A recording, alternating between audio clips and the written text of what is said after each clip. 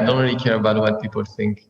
I have my own goals, and there are things I want to do in life or for myself, for people. But then I don't really mind if people agree with me, if they like what I do, or if they don't like what I do. I just do it, because I don't like validation. I think a lot of people need validation to do what they do. And for me, I try to avoid this bias of being validated by others. So having people telling me that what I do is good, I don't want this, because then you only do what other people want you to do, right? Then I also don't want to do the contrary. So I don't want to do only what people don't want me to do, because some people also do that. Like they always go against what other people think.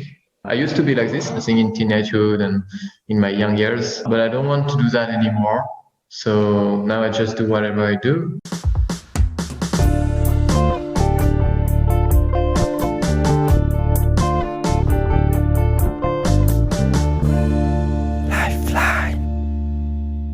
Hello everyone, my name is Din Long and welcome to the podcast Lifeline. In this podcast, I will interview people who are having a positive impact in their community and have a strong message that deserves to be shared. We will dive deeper into their journey becoming a change maker, and hopefully you can take away some insights for your own journey. And please do subscribe to Lifeline on YouTube, Apple Podcast, or any platform that you are using. And also you can share this episode with your friends if you like it. It's really what helps me the most. In today's episode, you will be meeting Thuan, a French-Vietnamese PhD student who is exploring the coffee of tomorrow, or in other words, the coffee that can adapt to climate change.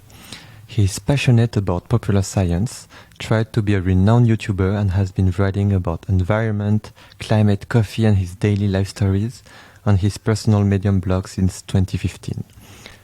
We discuss about the journey of discovery that led him studying coffee for his PhD, what the coffee of tomorrow might look like, and his secret to continue publishing hundreds of articles week after week. Enjoy this episode and see you in 1 hour and 40 minutes. Hello, Thuan. How are you? Hello, Din Long. Good. I'm good. I'm a bit cold in the northwest of Vietnam. Like, pretty cold, but it's okay. Yeah, you just told me it was between 0 and 5 degrees. Well, for me, it's 30 degrees in Cambodia, so I feel lucky now. But anyway, Thuan, I'm super happy to have you on Lifeline podcast today. So I always start to remind a bit how I know the guests that I'm inviting on Lifeline. Actually, for you, it's a funny story because we met indirectly via the Learning Hub because I heard that French-Vietnamese guy went to the Learning Hub. So I asked for the name of this person. I found you. So I sent a few messages and you were like, who the fuck is Din Long sending me a lot of messages? But then you arrived in Paris. So we met via William that I also interviewed in Lifeline. And since then we got in touch. You are in Vietnam right now, but we've met one time in Bangkok. We had some pad thai. And yeah, you're doing a lot of amazing stuff. But before I start asking you many questions, would you like to introduce yourself? Who you are, where do you come from, where you are now? Anything that you want to share to start? So I'm Thuan, and I'm from, I was born in Vietnam. Then I moved to France when I was young, and I just came back in Vietnam 2 years ago to work. After my master degree, I was looking for a PhD, and I didn't find it. So I worked sometime for an NGO in Hanoi, and then I started my PhD in September 2020, so last year already. And now I'm doing my PhD on coffee in Vietnam. So looking at new varieties of coffee and how they grow under agroforestry systems, so under shade trees, and in the context of climate change, because now things are getting warmer. Not in Sunlab, but yeah. And I'm very happy to do that, I guess. Yeah, I like it. It's a bit cold, but it's a lot of different activities and things to learn. Yeah. Cool. So, welcome back to that. We'll have a lot of time to speak about coffee, about Sunla, But first, I've been stalking you, trying to read as many articles as possible, videos of you. And one thing I I took out from your Medium profile is your Medium bio. So it says that you are SDG warrior, world citizen, capitalist hippie, scientist, polyglot, storyteller, writer, earthling, tree hugger, food lover, adoptee, and otaku. So that's a lot of things. So that's super cool. What do you say among all these words? What is the first thing that you realized or you developed, if that makes sense? Like a thing I'm developing right now, right? Like growing. Yeah, because I feel like these are all different identities of you. Yeah, I came from more like a side of like kind of professional ambitions, or like SDG warriors, or things that I want to do more like in professional life. And then I came into like more personal stuff, like otaku, right? Which is like people fan of Japanese stuff, which is completely personal. I don't really have any like ambitions like professionally to do animes or those kind of things.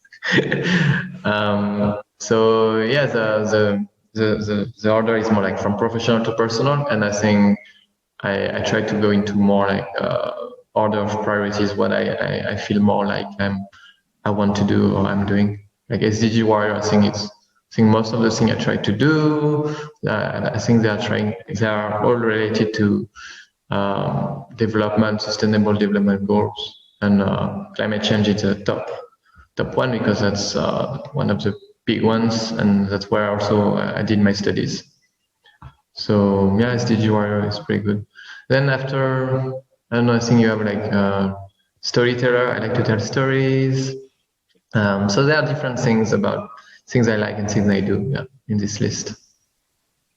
I guess it's different identities you added over the years. But like, for example,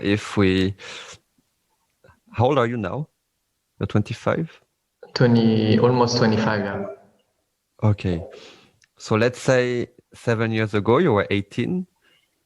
Would all these words also apply to the 18 years old Thuan? No. When I was 18, so when I was 18, I probably didn't know much about like development, climate change, problems of the world in general. I think when I was 18, I was, when you're young, you're still looking for what you want to do, what you are. So when I was 18, like studying university, when I was 18, the things I wanted to do was to travel. So I wanted to go in all countries, learn all languages, and discover new cultures, meet new people. So I studied a bachelor degree in biology because I also love nature at the time. Like I loved animals, plants, ecology. And in the third year, I started my great trip around the world. So for my third year of bachelor, I went to Mexico to study for 1 year. Then I moved to Canada for an internship. Then to Germany for my master degree. Then Singapore for like 1 semester in Singapore, and now Vietnam. So I did like this kind of round trip around the globe, which was really cool. And that was like the main priority when I was 18. And then when I started to be like 21 or during my master degree, I realized that just traveling and having fun is not fun anymore, right? Like discovering new things, it gets boring at some point. It makes no points, like no sense, like no meaning. So I started to look for like something more meaningful to do. And that's how I came into wanting to work in climate change, sustainable development goals, and helping the world to grow, right? Not traveling anymore for nothing.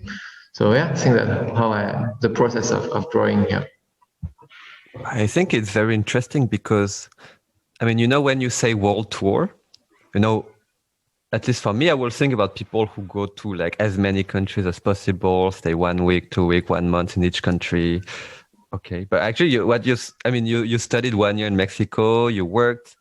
I mean, and then you say it was, I mean, you wanted to do, but I mean, I find it very interesting because you actually did studying, working in each of these countries while. Yeah, I wanted to live. I wanted to live in the country. When I was in Mexico, there were some people who would like travel in all Latin America for 1 year. Every weekend or when they had some vacation, they would go in another country, like Colombia, Costa Rica, etc. But for me, Mexico was so big that it didn't make sense to go in other countries because Mexico is like the size of Europe. So there are so many things to visit and to see. And actually, in Mexico, it was a time where I had my YouTube channel, and I really wanted to make a video a week or something. So I went to travel in different places of Mexico, and also try to like travel inside the place where I was. So a lot of people don't discover where they live, right? So what I also wanted to do is to go in a small village next to my city and visit this place, go to this festival that come every year, or meeting people and see how they live. I have one video with when people die in Mexico after 90 years, they do a kind of festivity, and I went there to film how they were doing it, and like it was not only traveling like space kind of meaning where you travel to different places, but also traveling inside the people's lives and discovering like how people think, how they live, and why they do what they do, those kind of things. And why did you have this drive to travel and discover other cultures? And why? Because you could have done that in France too, right? Yeah, that's right. I wanted to learn languages, and I think it's always better to like people think it's always better to go far away or to different places. Actually, the reason why I went to Mexico in my third year of bachelor was because Mexico was far away and very different from anything I would know. Because I could have gone to like European countries, like it's easy in Europe. You have the Erasmus program. I could have gone to like maybe Asia because I'm more familiar with it. But no, I wanted to do something completely different and go to Mexico, which is a very different country. I also wanted to learn Spanish actually. Yeah, and learn languages. I always love to learn languages because through languages you can really go into the way people are thinking and understand the motivation, the life, and those kind of things. And no, I think I can feel you because I also chose Mexico for my, I mean, for me, it was for my exchange. And it was a bit the same reason, you know, I don't know anything about this continent. I don't know anything about Mexico. It's a bit far away. I want to improve my Spanish. Yeah, let's just go.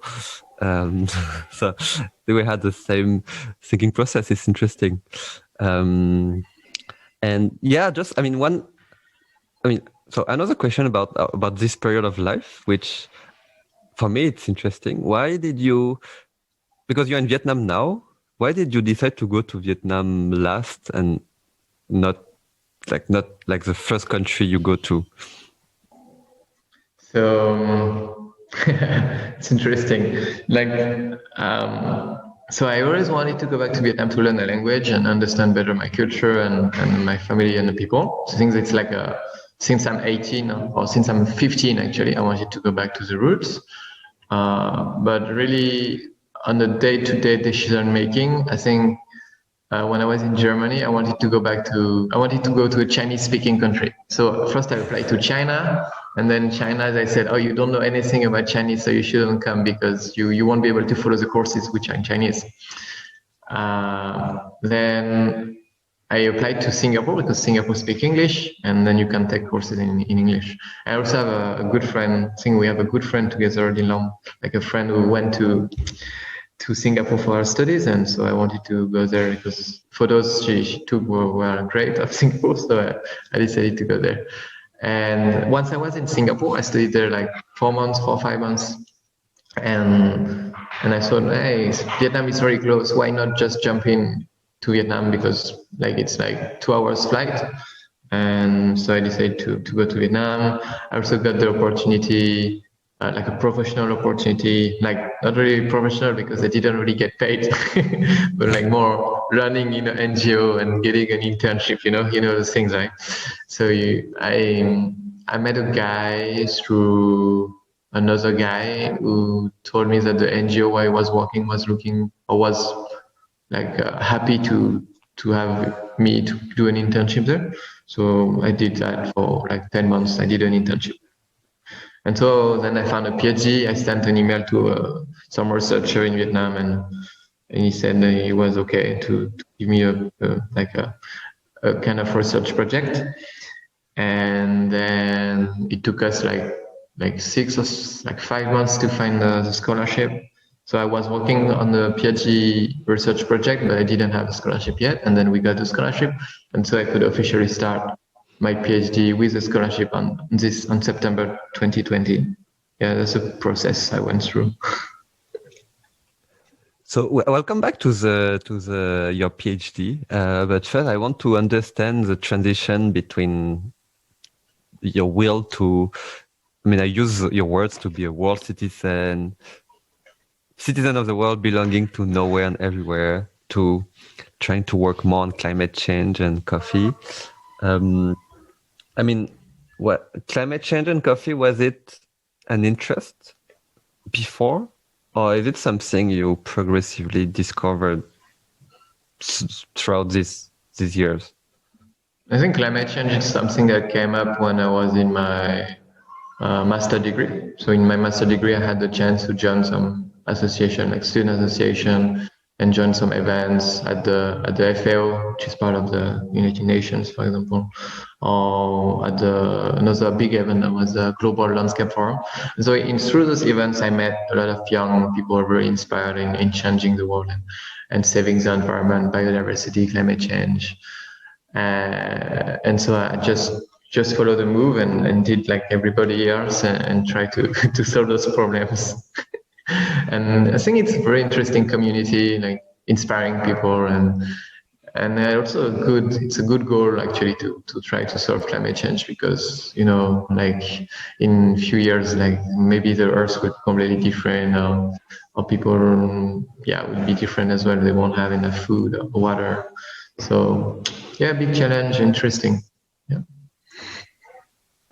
But it's one thing to be interested in climate change because you joined some student clubs and working on your PhD for climate change, right? On that particular moment, like, did you have some sort of aha moment, like, oh shit, climate change is, like, how to say? Could you describe a bit how you? Because I felt like, it's interesting because I'm always trying to understand on climate change how people move from being aware to take action. I think your case is interesting because it didn't take so much time for you to really dedicate all your life to climate change, coffee, agroforestry. But was it because, okay, you met all these cool guys, it was nice, and you wanted to do a bit like activities like them, or was it something else? I think PhD thing is not really related with the climate change thing. Okay. So on the one side, I like climate change. I want to study. I want to solve it. It's like more like the what would you say? Like the activist part of me. And then in the other side, you have more like the scientist, the curious mind. Like from a young age, I always been curious and try to discover things. When I was young, I used to listen to scientific podcasts or watch YouTube video about science. So I always loved science and just the way, like the trying to discover new things and have keep new knowledge to put in my brain or new things to learn. And I think a PhD was more like getting into the end of science. Because if you do a PhD, you are kind of close to the end of what you could do in science. Like very few people can get a job in science then, but the PhD is like, yeah, it's the end of it. So I wanted to do it. Like otherwise, I would have felt like I haven't finished and done everything I could have done in my studies or in science. And the first plan was to do to go into a scientific career, like getting postdocs and getting a job at a university. But I think now my plans are changing a bit because I feel like sometimes when you work in science, you're too focused into creating knowledge or doing things that don't have that much impact on the short term. And because climate change is so quick, so I'd like better to have an impact on the short term. So I'm not going for a scientific career, but I'm trying to go more a career in development or like in the industry. I think I will try to work in the industry of coffee first, and then I will see how it goes. And if it doesn't work, I can create my own company later. Like I have a plan of creating like houses, like sustainable houses where you get the water from the rain and then use it for irrigation. Like to develop a kind of house product, like we're building a house like this and then selling this kind of house to like coffee growers or people who are doing agriculture to reuse the water they use when they live in a house and also catch the water from the rain, something like this. Still a vague idea though. When did you realize that you didn't want to have a full and long scientific career? I think your PhD, or you already knew that? No, I think I kind of knew, like I always knew that I wanted to have some impact in for climate change and environment, and then I think maybe during my master thesis I realized that people, like researchers in general, are too much into looking for funding, writing scientific paper, and they don't communicate much about their findings. So you have a whole bunch of scientific knowledge that is interesting, but also not really available for common people. And I think I'd better be in this area, like between the scientific knowledge that is like difficult to access or difficult to understand, and the people who use it. So I could be the transition between those two. I think that's where I see my scientific career or my career in general. I still like to do science though, but it just feel it doesn't have much impact. So coming back to your PhD, do you know, how is it called? In France, there is this thing called ma thèse en 180 secondes, where like people they work 3 years on a thesis and they have to summarize it in 3 minutes. Could you, will you be able to do that now? Yeah, actually, I can do that. I can try. So climate change is increasing the temperature and changing the environmental conditions, and the environment is getting drier. And for this, 30 years ago, scientists created like new kind of coffee hybrids that grow better. They grow better. That means that they produce more fruits and of higher quality. And they started to try those new varieties, those new hybrids on the field, like maybe 5-10 years ago. They started in Latin America first, and in Vietnam they started in 2018. And it kind of works. So the trees are really growing well, and this year we got the first yield and produced well and better than the local coffee variety. And the thing we don't know is like why. Why do they produce better? Now we know we are sure they produce better even here, but why do they produce better? And how can we make even better varieties in the future thanks to the knowledge we get with my PhD and the work of other scientists? Like we look at how do they behave? How do they manage their water? Coffee, when you see a plant, it doesn't move much, right? But if you know how to look at it, you can see that they kind of change over the year, over the dry season. Like you can see the leaves getting down, up. You can see like branches dying. If you go underground, you can look at the roots. This is a thing you can easily see. And then if you have expensive machines, you can look at like how much oxygen they release, how much CO2 they eat, and this you can know their activity. What are they doing all the day? Are they walking more during the midday when it's hot, or are they walking more early in the morning? And what do they do Like when do they go to sleep? Do they go to sleep at 3 p.m., 4 p.m.? When do they start to not do anything anymore? Are they active during the night? Like do they wake up in the night and do some stuff? You don't know.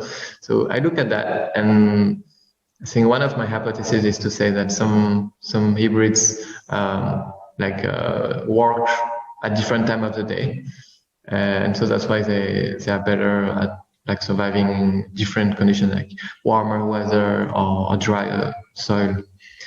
And after this part on the behavior of the plant, we look more at the genetics, which is a part that I don't really understand, but we look at genes, which one is more expressed, and for which hybrids, in what conditions, and those kind of things. And then we identify the genes that are expressed more in dry conditions compared to the one in wet conditions. And we can say, maybe those genes are related to resistance to drought, those kind of things. We know already, we know like 100 genes like this, we can discover more, but we can also try to understand better the genes that we already know. This is my PhD in 180 seconds, I guess, or maybe I was a bit longer. So just maybe to come back on a few terms you use so that everyone understands, and to recap a bit. So from what I understand, so obviously coffee trees, so who produce the coffee cherries and coffee beans. Stop me when I say something which is not correct. Are at high risk because of climate change, because environmental conditions change, because there are more rain, less rain in different parts, or when it's raining when it's not supposed to rain, or it's not raining when it's supposed to rain. And so to counter that, to find, so you're trying to find new, I don't know, species of coffee that will survive better in these conditions. So you created a hybrid coffee species, so which is a mix of Robusta and Arabica. Yeah, no. Okay. So what I'm working on are like hybrids of different Arabica varieties.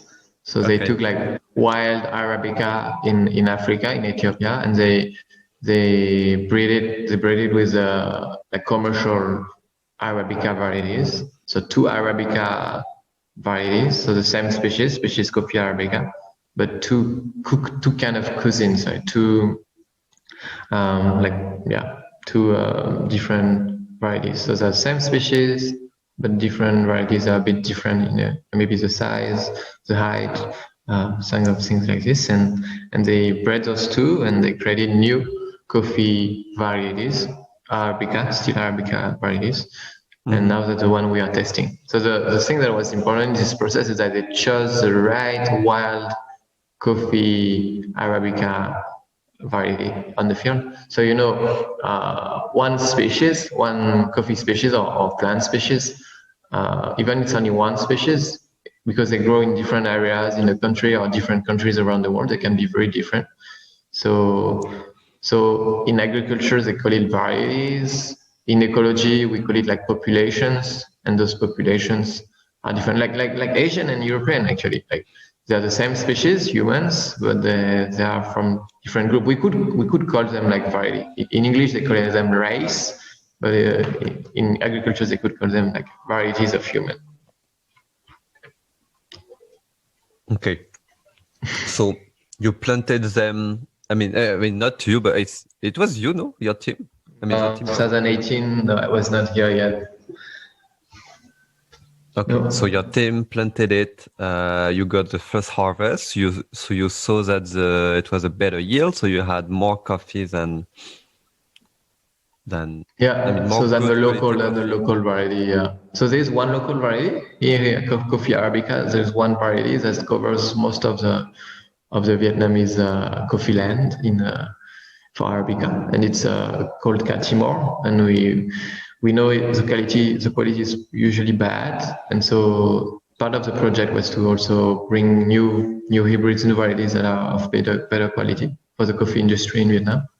So we compared the new hybrids, the new varieties, with this local Vietnamese variety.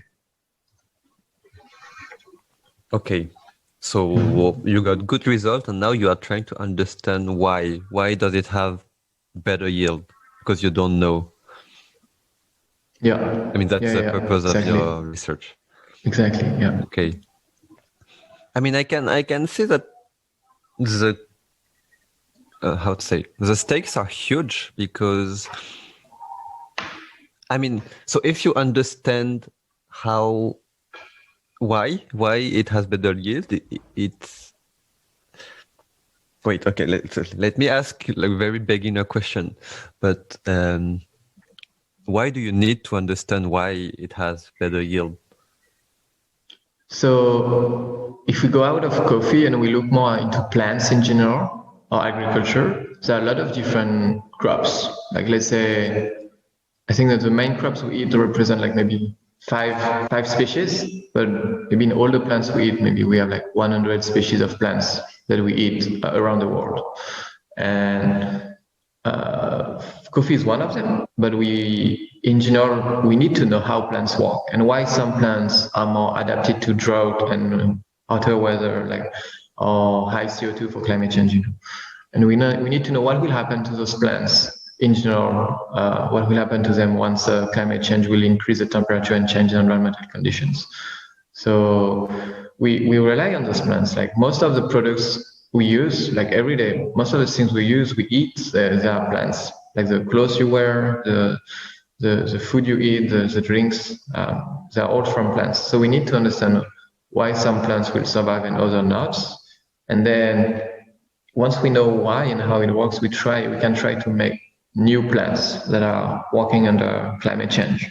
So the old way of doing it is to do breeding. So we take like a resistant plant with a good tasting plants, and we put them together, and then we have a new plant that is good tasting and drought resistant. That in a best case scenario, and then that's great. We can adapt to climate change like this. We can tell everybody, hey, that's how to make a new plant resistant to drought. Just do it now. You have the recipe. Do it like this. Okay. And I mean, it has very big stakes in Vietnam, because Vietnam is the second producer of coffee. Yes. But like you said, they did hybrids already in some part of Latin America. So are they in the same stage, like trying to understand why it has better yields, or is it something that is already figured out there? No, they mostly stayed at more at the agronomic part, so showing the differences, looking at the quality, and not really at why they work this way. Because the first idea was first to look at which one is the best and how good it is, right? How good in quality, how good in growth, and are we sure it's good? And once we are sure it's good, then we can really look at why it's good. and the thing with science, it also comes with money. Something I don't really like with science is like you need money, right? I think in most things you do in life, you need money.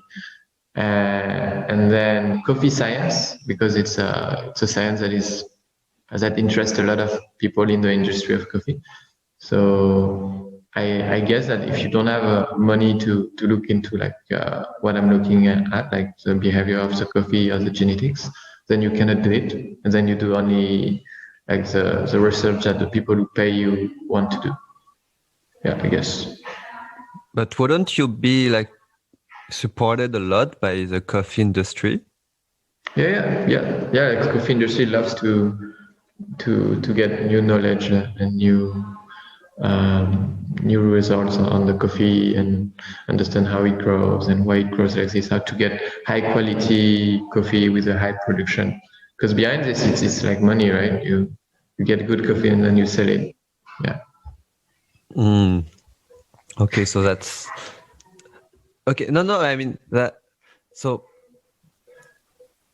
what happens I mean, so I'm trying to understand the link between like your research and how can it have a impact, as you mentioned, in the real world. So then the research will be taken by like the coffee industry, or how does the result of that research can be used by different stakeholders? Right. That's a good question. Um, for example, in the case of the new hybrids we created, I mean the scientists created, so the scientists were working closely with private companies, and then those new hybrids, new varieties are co-owned by both the scientist group and the private company. So this private company has a high interest in having those varieties and planting them in their farmers network, for example, or selling them to other farmers, or giving them away to other farmers just to have a higher quality coffee.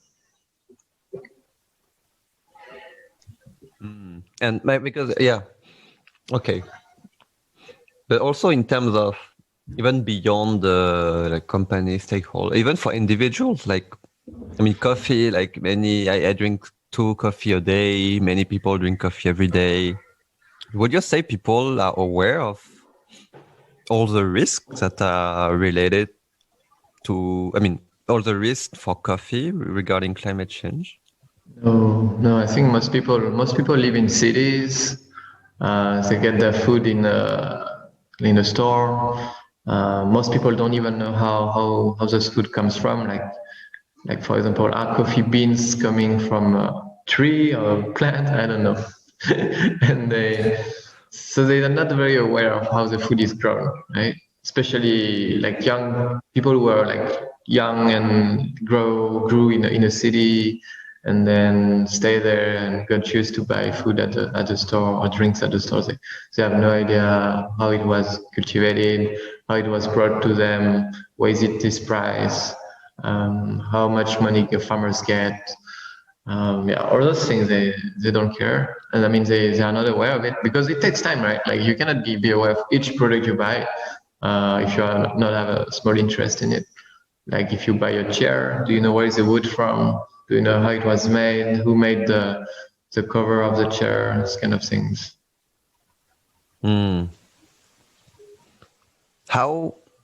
How can we as individuals support the coffee industry? I mean, it's a very broad question, but I mean, what would you say is the role of coffee consumers in all of that? So every time you spend money, you tell society that you want this, you want more of this. So if you buy coffee, you spend money on coffee, you will tell the world that you want more coffee. And so like companies who are selling coffee will continue to grow. Maybe the value of the company will increase. So they will make more money, etc., etc. And if there is no company selling this product like coffee, then the new company will come and create coffee and sell coffee to you and to the people who want it, to the demand, right? So the first way to tell the world that you like something and you want it and you want more of it is to buy it, to spend money in it. And then if we look more into coffee you have different products, right? You have like instant coffee, specialty coffee, organic coffee, like a high quality coffee, fair trade coffee, all those labels. So behind all those labels, you have a process, you have people who come to check that it really respects the label. You have more work, and you also have an impact usually on society or on the environment. So if you buy organic coffee or if you buy specialty coffee, you tell the industry that you want the coffee to be made this way. So they will continue to make it this way, right? And then it means that as a consumer, you will have good quality coffee. Like usually specialty coffee are very good, and you will also have like coffee that is usually more rewarding for the farmer. So the money that you will spend on this coffee, more of it will go to the farmer, or the farmer will get more money. If you buy organic coffee, you usually know that it is grown in good conditions with less fertilizers or less pesticides, and so you can assume you have less impact on on the environment. This is an easy way to have an impact on the world, to buy things you like and to buy things you believe in. I think the other way, which is a bit more time consuming, is to really go into getting the information. Like, it's not enough to trust a label, but you need to go more into what is behind this label. Can I go back from my coffee cup or my coffee bean? Can I go back to the place where it was grown? Can I check that it was really like this, right? And for this thing, I think it's very new. Like, most people in the industry don't do that. We cannot really track back where is our coffee from, especially because it's a huge work of logistics and separating coffee, processing it in different ways, and those kind of things. But I think that with the information we have, we could put a code on the package, and then you scan the code and you have the name of a farm or something like this. This could be a commercial thing. But then again, can you trust this? Can you trust the brand? Can you trust that they are showing you exactly where the coffee is from? Yeah, so it's about trust here. Like, you need to trust the information you get, and you need to trust the label. Yeah. So maybe being sustainable is about not trusting brands and not trusting labels. Actually, looking really into it. It's a very time consuming, and I completely understand that people don't want to do that. It makes me think of a TED video where there was one guy who decided to say thank you to everyone who was involved in his daily coffee. So he first went like to the barista, then he asked to the barista like, what is the step sort of before you? So he went to, I don't know, see the roastery, and then see the packaging, then the factory, and then the logistics company, and then the cooperative of farmers, and the farmers, and the machine producers, and it took him like 1 year to go everywhere. He was trying to meet everyone, and I think I think his key lesson was really like behind the cup of coffee, and like everything. There's so many people working on that, so many steps, and it takes so much time. But this is what you try to. What, like you said before, it's what you try to make people aware of. It's why you are writing your Medium blog, for example, because you actually learn a lot of things about coffee through your blog. And yeah, completely. I like. So this comes from my love of science. When I was young, I loved to listen to scientific mediators, like people who share science and tell it in a way that is easy to understand. So I really wanted to do this, to give back what I received when I was young. So I always try to share back the science. I also like to write in general. So I started this blog when I was doing my master. So first I only shared about environmental topics, and now that I'm doing a PhD on coffee, so I share about coffee. So you started in how many years ago? Maybe 3 years ago. So 3 or 4 years ago. Did you think that your blog would last so long? It lasts as long as I want. Like, if I stop to write, then it kind of stops. And even if I stop to write, it's still here, right? So it's on the web. People can look at it or not. It's there. It's part of the noise of all the web of the internet, So going back to your childhood, you said, you were always super passionate. You really loved all the scientifics who vulgarize the topic. I guess you watch a lot of C'est pas sorcier. And so this was something that really came from a long time ago, this desire to also be like them, sort of, one day. Yeah, completely. Yeah, when I was in high school, I used to teach science in a truck with a French association. It's a kind of truck where you have a lot of machines and stuff inside, and you can just stop in any city in France, and you can teach science on the street to children or people who pass by. and I was like 17, 18. Yeah. I also, I think when I was this age, I also worked in summer camps teaching science, like biology or environmental science to kids. So it's really something that I've been doing for a long time, like trying to share knowledge or exchange knowledge. And was it the same? I mean, how you mentioned your YouTube channel before. Like, is that also related to this, or it was something completely different? No, I think the YouTube channel was not really related to science, to being curious or sharing. I think the YouTube channel came into two things, like the two main reasons why I did it. First one, like, was the big trend at the time for being a YouTuber and having a YouTube channel, right? So a lot of people did that, so I just did the same. No specific reasons.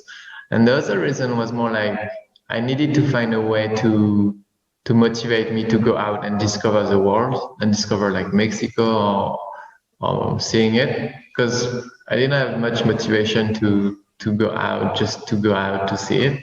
So I had to have a way, like a kind of project to see it and have an output, like create something out of it, create something out of what I would see.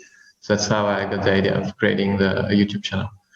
And a big problem with the YouTube channel was that it took a lot of time. So I learned a lot of skills like video editing and speaking of voice and this kind of thing, like managing the sound and the video.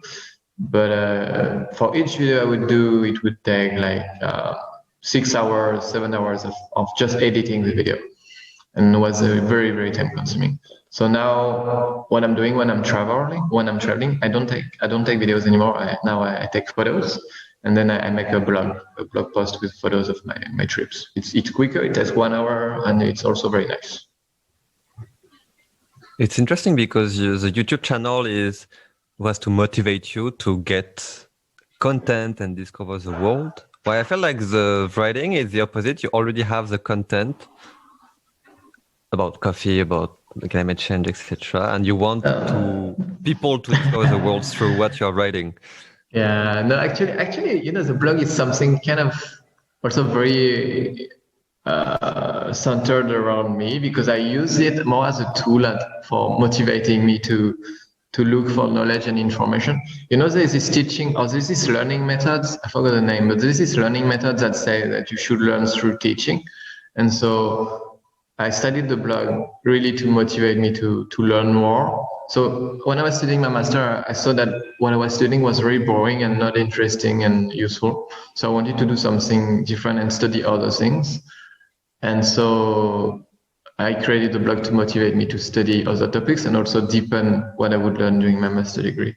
Because without this blog, I wouldn't have the motivation to look for the knowledge and put it together and organize it in a readable blog or output. So it was really using this learning methods, learning through teaching, and looking for information, designing it, writing it in English, which was also challenging at the time, and then putting it together in a blog post. So yeah, it was more personal. It's always good to have people who read it and see it, etc. But it was not the main goal. It was more like using it as a motivation tool to learn. You never had, did you have objectives in terms of audience? So it was really not in your objectives. So remember when I said that everybody wants to make money, like coffee industry and everything? So in the blog, I wanted to try to make money out of it. But same for the YouTube channel, actually. Trying to, make a bit of money and maybe make a job out of it. But it never worked. But okay, you've wrote more than 100. How many articles did you write so far? I think I should be around 400 now. I have the list 400. Somewhere. Yeah. So 400 in 4 years. So yeah. So I have times where I write a lot. I have times where I don't write much. When I studied, I was very motivated. I used to write 3 articles a week. when I was just starting. And then maybe after 1 week, I just got a bit tired and I stopped. And then I studied again and stopped again. Like since I started my PhD, I think I haven't written much. It was pretty busy, and doing a PhD is kind of stressful. So your mind is always focused on your PhD, like data collection, managing people, broken machines that you need to repair, sending the data, analyzing the data, managing your supervisors who want this or that. So it's always like very stressful activity. So I don't have like the mind space, like the space where your mind is just floating in emptiness, and you get like inspiration. So I think during my PhD, I don't really have this mind space. So that's why I'm not writing much, especially fiction. I like to write fiction, and fictions are like so bad, so difficult to get when you are like so stressed. So now I just write about coffee, trying to put together the knowledge I get through reading, or like motivating me to read or to get more knowledge, just write an article. Like what I used to do in my master degree. And actually for coffee, I like to put together all those articles at some point and write a book. So like create a book and just put it on Amazon or some like platforms. Yeah. So you don't have like a rhythm that you force yourself to follow. It's more like, okay, I have time these days to write an article, or I have the mind space to think about an article, so I do it. And so you don't, for example, for the podcast, when I started, I forced myself to have one episode every week. With Christmas end of year, I could, it was too difficult, so I did a long break. Actually, it was the first one after this break. So now actually I'm thinking to do it just a bit like what you said. If that's what you do, more like when I have time, and not follow a specific,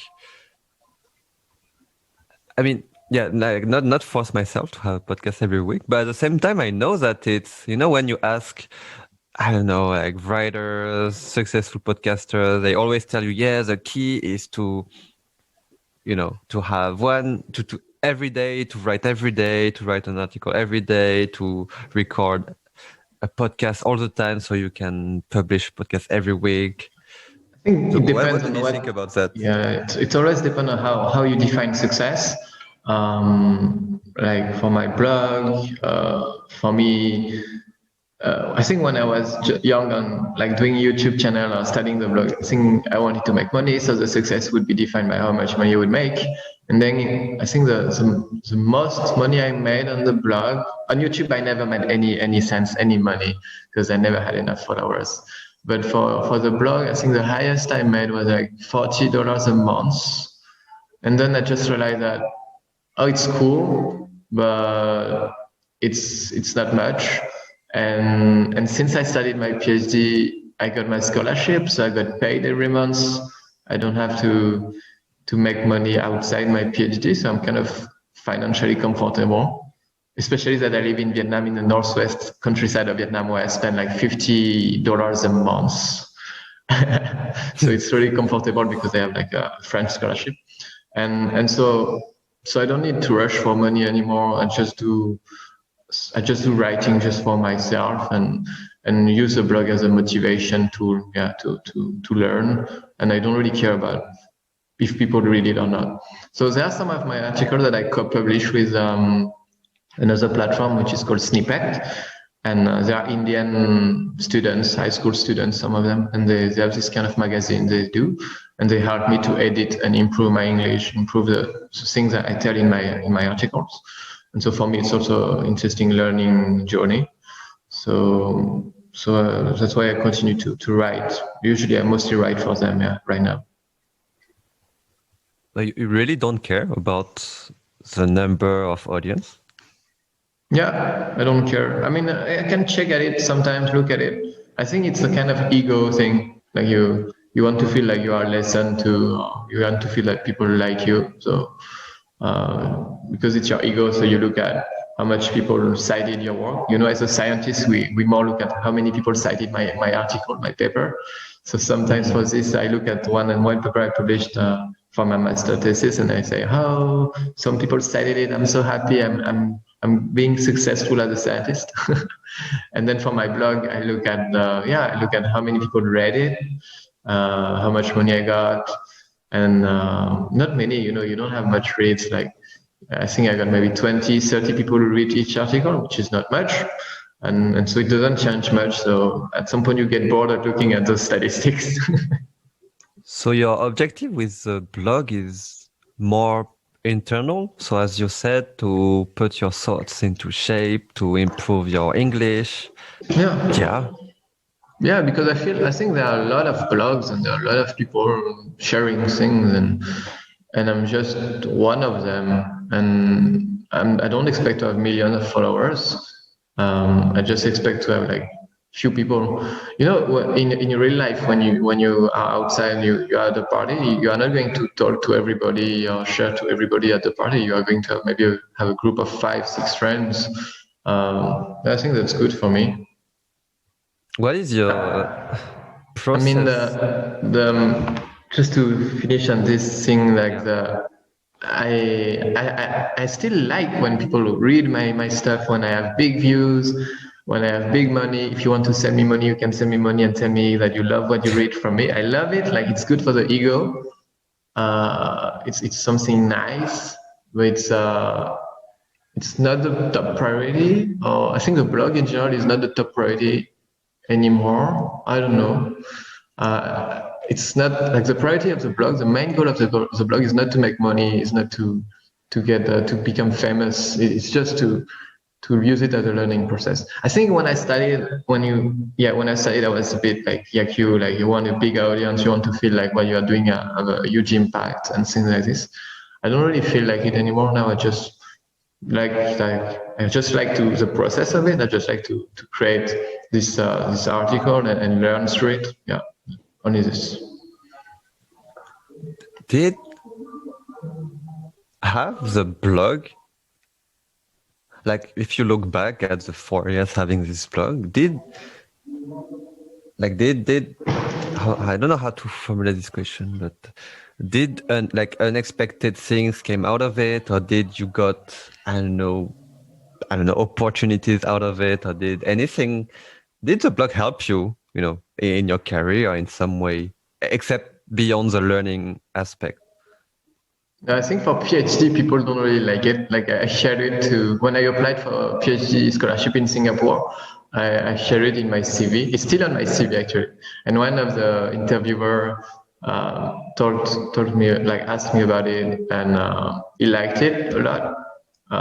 That's what he said, and that was cool. I think the blog was cool for that. It's a good presentation of yourself if you publish interesting stuff there. And so yeah, it's cool for that. But then I didn't get the scholarship in Singapore, so maybe the blog didn't work. But people use LinkedIn usually. They use LinkedIn to share their blogs or to have like a kind of presentation of themselves or to show who they are, this kind of thing. Not to be famous, but to be recognized, or so people know who they are. And then they get hired more easily if they look for a job. Aren't you interested in, because I think there's one aspect of you don't care about the number of audience, which is interesting. But at the same point, I would say like the more audience you have, the more people, get your message and understand better about the coffee industry or what message you want to convey. Is it still something that you want to achieve, to have more people understand? Because you said you started because you wanted to vulgarize some scientific topics, but now it's more about the learning process. But you still have this drive to vulgarize and make some scientific process understood by more and as many people as possible. Yeah. I think knowledge brings power. And if people have more knowledge, they have more power to decide what they want to do with their life. That's it. So I want to share knowledge, like the scientific knowledge or any kind of knowledge. I think a diversity of knowledge is better. So they can have a diversity of ideas, knowledge, and awareness about the world where they live. And then they can take better decisions in their life or for themselves, for the world, for their family, whatever they care about. Okay. So my last question on the blog, and then we can move to another topic. But I find it very interesting because, I ask myself the same questions for the podcast about the audience, about the learning process, about why I'm doing it, about what I want people to get out of it as well. But yeah, what is your writing process? I mean, like, do you the writing open process? do you open a Medium draft and you're like, okay, I have to write, or do you? No. When you wander around, you have an idea of topics and you'll write directly everything. How does that work for you? So for kind of articles on coffee or like science, I usually have an outline.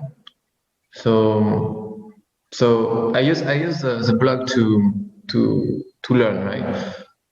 So usually I ask myself one question about plants or about coffee, like for example, how do tree dies? For example, why do tree dies when they dry? Right? How do they die and why they die this way? And then I would look at some scientific articles or articles on the web about the knowledge we know about why tree dies and how they die.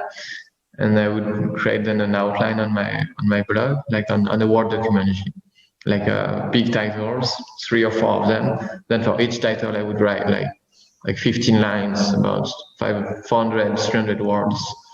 I would do that for the 4 big titles, and then I would organize it this way with 4 parts, and then I would see where there are missing points, where the knowledge is still missing, and I will look for it online. So I would go back to scientific articles and try to reread the one I already knew to check if I missed some knowledge. And then if the knowledge is still missing in the blog article, I would go back on the web and look for new knowledge. And then I would extend the blog article. And in some cases, it's too extended. So if there is too much in one blog article, I would cut it into 2, etc. Into 3 if there's too much. Yeah. It's interesting. It's like as if you ask yourself a question, and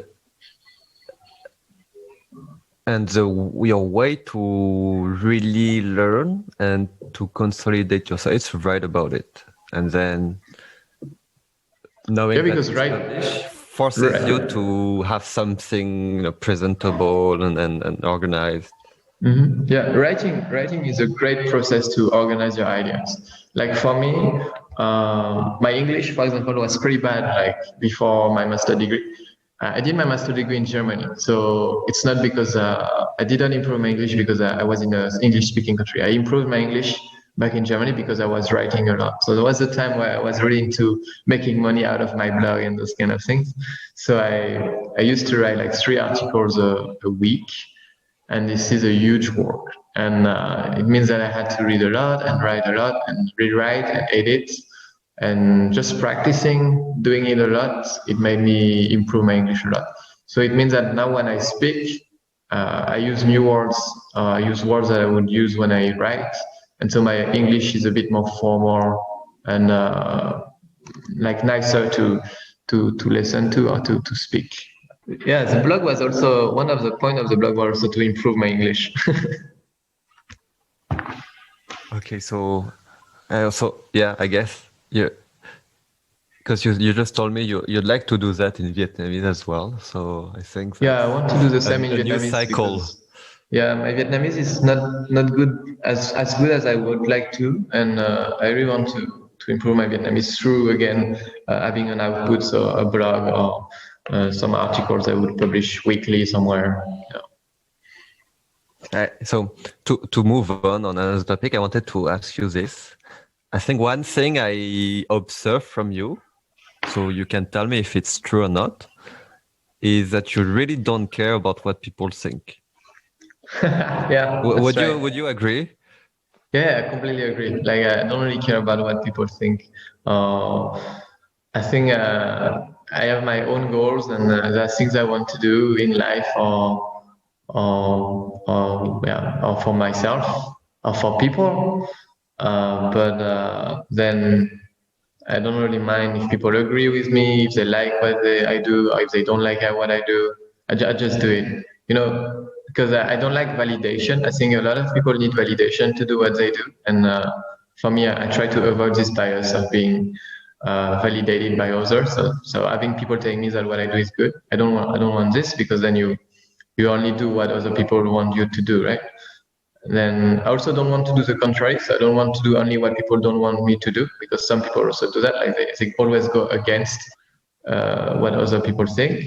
I used to be like this, I think, in teenagehood and in my young years. But I don't want to do that anymore. So now I just do whatever I do, and I listen to what people think, what they believe, what they tell me. But usually I just keep it as what they say, as a knowledge, as an information, as a data point that I can then reuse and reuse if I meet other people who give me other ideas, and then I can like summarize this in my mind or in a blog post, and then I don't know, change maybe some things I do, because you are always in the society, in a group of people, so you always have to anyway kind of follow rules, or follow what people want, right? Like we said before on buying coffee, sustainable coffee, right? You always like, if people buy sustainable coffee, as an industry, or as someone who manages a company, you have to sell good coffee or something like this. So you are always influenced by others anyway. So I just don't really care what people think, or what they want me to do, but I still listen to it, because otherwise it's kind of dangerous, right? If you always reject society, then you kind of risk your life. Like you can get sick or this kind of thing, get accidents. So you always need people anyway. It's just like I try to have as few influence from other people as I can. When you said you were like this in your childhood, you mean you were always doing what people didn't want you to do? Yeah, exactly. I was against. In some cases, I think for some cases, I was always doing what, I'm not sure now anymore. But I think I always tried to understand what people wanted me to do, and then I would do things because I wanted to do what they said I should do, or because I didn't want to do what they said I should do. But it was always based on what people would say. And now I don't care anymore. I don't listen to what people say, what I should do or what I shouldn't do. Right? So it's more like now I take my own decisions, even though I still listen to what people think, but I try to not be too much influenced by what they say. But how did you build this? I'm not sure if it's confidence, but how did you switch from someone who who care a lot about what people think, to not caring about what people think? I think traveling helps a lot. When you travel, you discover new society, different way of thinking, different set of values, different ambitions, different life plans, different way of thinking what is good and what is bad. And then you understand that each country is kind of different, each people is kind of different. Even in one country, if you move along the social scale, you go to very wealthy people or to very poor people, you will have very different way of thinking. And then you realize that what makes people think the way they think is very often other people and the environment. And then that's how you build cultures. Like cultures are built on people being together and staying in their echo box, echo chamber, and then repeating the same thing and agreeing because they repeat always the same thing, right? Like Christmas, for example, or New Year, things that everybody have done for a long time and that we are still doing because everybody are doing it. So those things are cultures, and they are built on people interacting with each other and agreeing that it's there and that they should do it again. And if you go to other countries, you have maybe New Year at different time. Like in Vietnam, we have New Year, like the Lunar New Year, which is more in February. So you put back everything in that context when you travel, and you understand that rules and what people do is usually very, very influenced by the environment and by other people, by the other people that are around. And then I try to make an abstraction of this and try to not be influenced by the people I interact with, or at least not too much. It's maybe not completely clear in my head, maybe because I haven't really thought much about it, but I can try to make a blog post about it next time. You should make a blog post. No, but it's I think it's nice. We spoke a lot about the past and what you're doing now. So now I want to ask you a few questions about the future, if you're okay. And one question that I always ask to all my guests is, and it will be interesting, since you just said about that you don't care about what people think. How do you want people, throughout your life to know you for and remember you for? How I would like people to remember me for, right? I don't know. I don't want people to remember me. I like people to remember things I do or I did or discovered. Or those things can get my name on it. I don't mind. But me, I'm just. I don't really think people should remember me as a person, because we live only 100 years if we are lucky. Usually we live like less than that, 60 or 70 years. Yeah. So usually we die pretty quickly. And I think what stay around are like ideas. And I think I'd like people more to remember ideas that I would have contributed to. Like I don't know, like equalities or gender equalities, for example. I think this is a very new trendy idea, like having equality between women and men. And I think this is a good. I mean, in my opinion, it's pretty good, because I believe that women and men should be equals, and I'd like people to agree with that and continue to push for this idea. And it's not me behind this idea. It's like a lot of people before me, a lot of people after me, and I just like this idea to grow. And so in some point in like 100 years, we get like women and men with the same salaries, and men looking for children and those kind of things. So this is an example of idea. You can have other ideas, like an idea of like more like specific idea of science, for example. Like, let's say if we have the idea of this group of this behavior in a plant means that it's a drought-resistant plant. Like the way if the plant does that, it's good for climate change.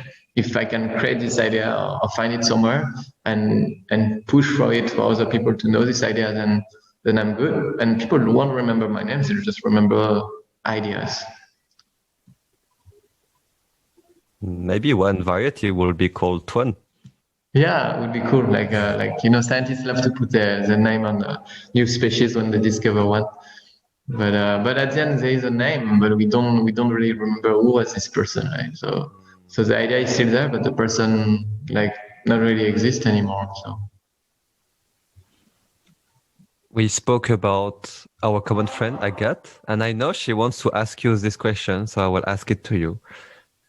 Is there a childhood dream that you gave up? Wow, that's a tough question. Oh yeah, when I was a child, I wanted to become a paleontologist to study dinosaurs and dead animals. But then I realized that it was not very useful for people to know about dead animals and dinosaurs, because it has not much impact. And also most people who are studying this kind of topics, most of them later work for like oil industries or like finding like petrol and oil, like putting back the carbon in the atmosphere for climate change to get worse and worse. So I didn't want to do that. Just change. Yeah. My first question was about all the words that you call yourself. So how would you describe yourself in 3 hashtags, but you are not allowed to use the words on your Medium bio? Okay. So I think the first one would be dreamer. Let's put dreamer. Then let's put I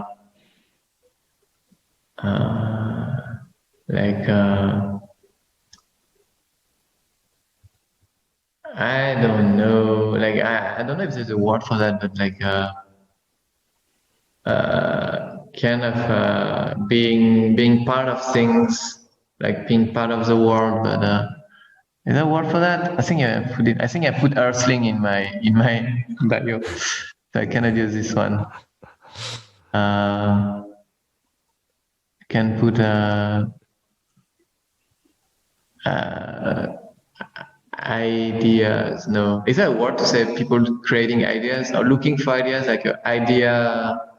You know, there are people looking for gold in the past, and is there like something for this, for ideas? Oh, I look well, for we can ideas. use the same idea digger.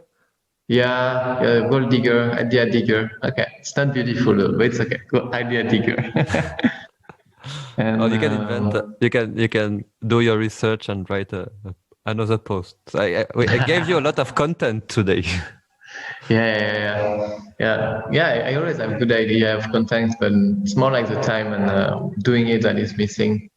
Yeah. The third one would be, I don't know.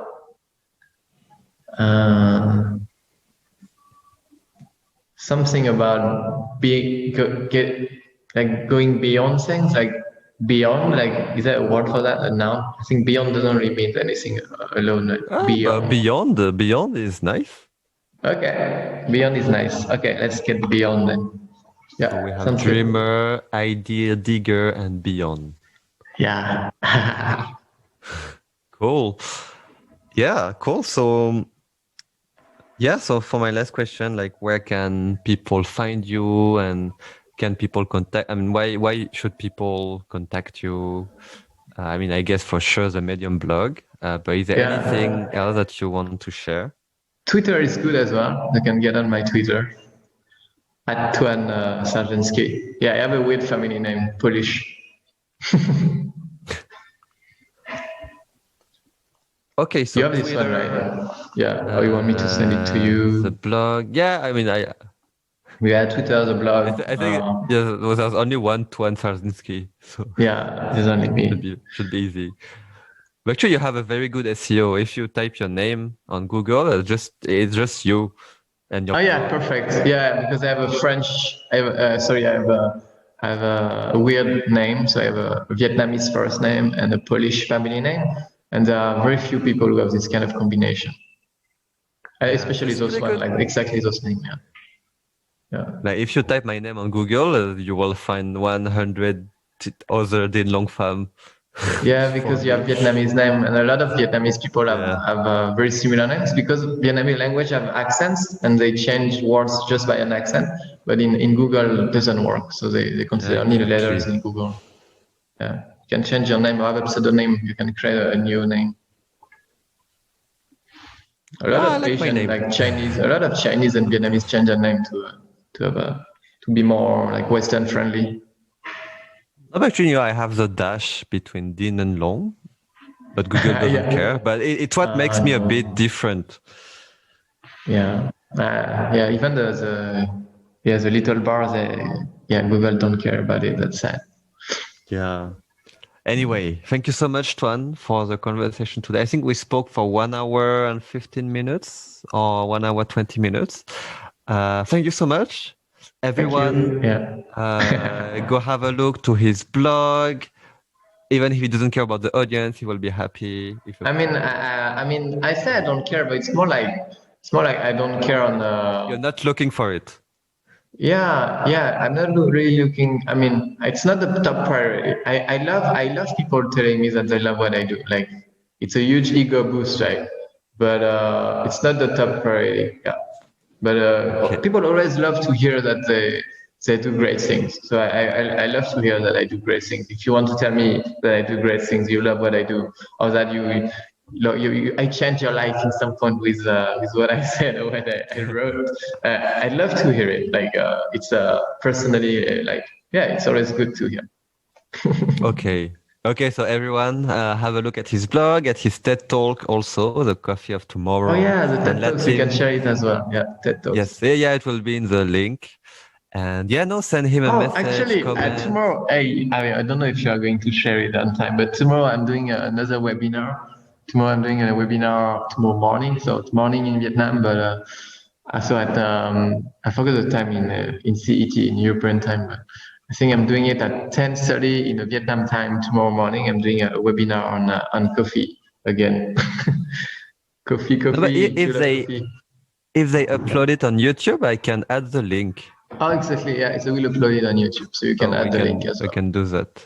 So yeah, Yeah. check out everything and do send him a message if you liked his episode. And yo, thank you so much, Thuan. Thank you. Congrats for listening until the end of this episode. Of course, to best support Lifeline, you can share this episode to 2 of your friends and subscribe to the next episodes on any platform. See you next time!